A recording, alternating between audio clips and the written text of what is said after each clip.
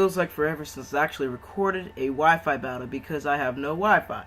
But this battle was a pretty decent battle. I mean, it's like the first battle I've had this week, I want to say, or whenever you're watching it, just picture it being like the 12th. But it's a standard OU battle, as you can see. My person has a pretty standard team. I am using the same team as last battle because it works. So let's get into the battle now. So this girl's name is Janice. I found her on the Wi-Fi battle finder, as I usually find most of my opponents because, well, it works. Because, well, Smogon is the best. But I knew this Landers is probably going to be Choice Scarf, so I knew most Landerses don't go for Earthquake right off the back. So I'm like, okay, you're obviously going to U-turn out. But I was like, into what? And I was thinking, okay, I don't know what you're going to go into, but I'm just going to Fire Blast whatever wants to come in. Looking back, I really should have went for the freaking U-turn, because then I could have gotten some good damage off in his Latios and be able to go into something that could take it on. So, unfortunately, that's not the case here, but I'm at least able to switch out into my Scizor, and she's just going to go for Recover, figuring, okay, whatever wants to come in, I can at least get that health back, because she knew I was going to have to switch out. Now, I could have gone for the U-turn, I could have not, but I was predicting the Dragon Pulse, and I really did not want to lose my Ape. But now with this Scizor, I'm like, okay, I'm a Choice Bandit Technician, whatever, how many boosts of a Scizor.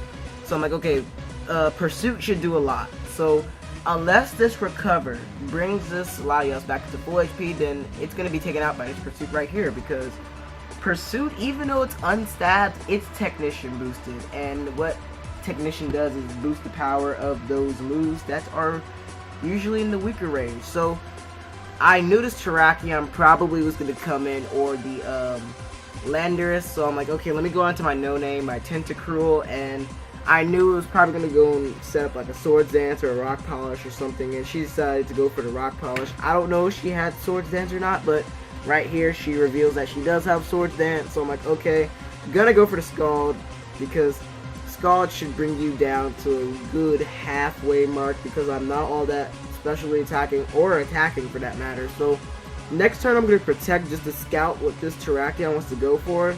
So I'm like, okay, it's going to go for Stone Edge. Maybe next turn it'll miss it. No, it does not. And she has a Rock Gem boosted +2 Sword Dance Stone Edge. That's going to kill me like no matter what. So now they go into my Zed, scare her out with the Bullet Punch, and she's going to go into her Ferocious, her Ferrothorn. And I really, looking back, I'm punching myself in the face for not going for the freaking U-turn, because now I wasted an entire turn switching out. This thing could have had Thunder Wave and screwed me over, so on the off chance it did have Thunder Wave, I went into Dawn Patch, my Celebi, who packs Thunder Wave of her own, or its own, or whatever it is. But,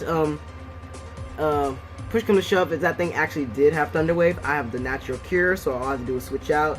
But fearing the Fire move, I guess it's going to go out into the Landers. Now, this Hidden Power Fire, normally I would have thought, okay, the Landers is a ground type, probably has a lot of resistance, so I'm like, okay, this probably won't do a lot. But this actually does a really good chunk to this Landers, so I'm like, awesome. So now I can bring in Zuko here. Zuko can take the U-turn because I don't need to lose my Celebi this early on, just in case I need its Leaf Storm for anything.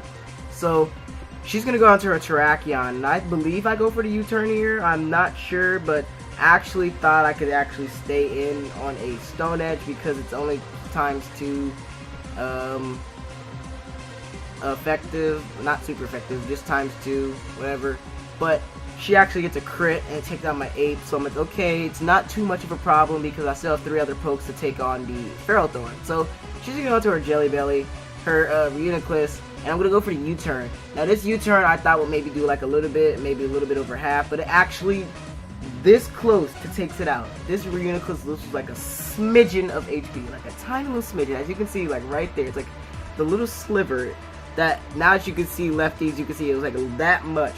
Now, what I should have done, I should have went for the Shadow Ball of my Alakazam, because I was like, okay, I don't know what this Reuniclus might be able to do, but I was trying to scout out, and I also wanted to get some kind of damage off of it, so, and I want to be safe on whatever she brought in next. So I went for the sub, and now I'm going to go for the Shadow Ball. As you all know, my Alakazam should have freaking Magic Guard. But I believe it has synchronized for some reason. I don't know why it has synchronized. I don't know if I missed sabs or whatever, but she brings in the Landers, breaks basically just to break my sub, because you can't break an Alakazam sub with any move. You can actually break it with a lot of moves, like Tackle. I'm pretty sure a friggin' Splash can break an Alakazam sub. That's how weak an Alakazam is. So she breaks in Feral Thorn. I'm going to go for the Psych Shock. As you can see, Psych Shock does not do a lot of anything. So next turn, I'm going to have to set up a sub. That way I'll be able to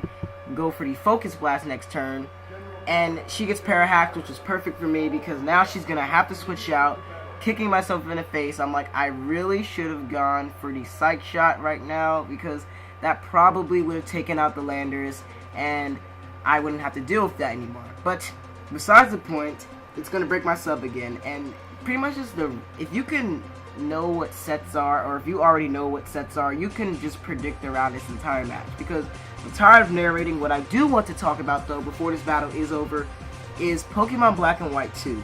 Now, as you all know, Coral scans have released that Tornadus, Landers, and Thundurus have new forms. They're Sacred Beast forms, and Tornadus looks like a bird, Thundurus looks like a bat to me, and then Landers looks like a jaguar. So they already have some good looking pokes, and then you have the World Championship, where basically you can you can battle any gym leader or champion from any region, and that looks like it's going to be way fun. Way fun. Like, why wouldn't you want to?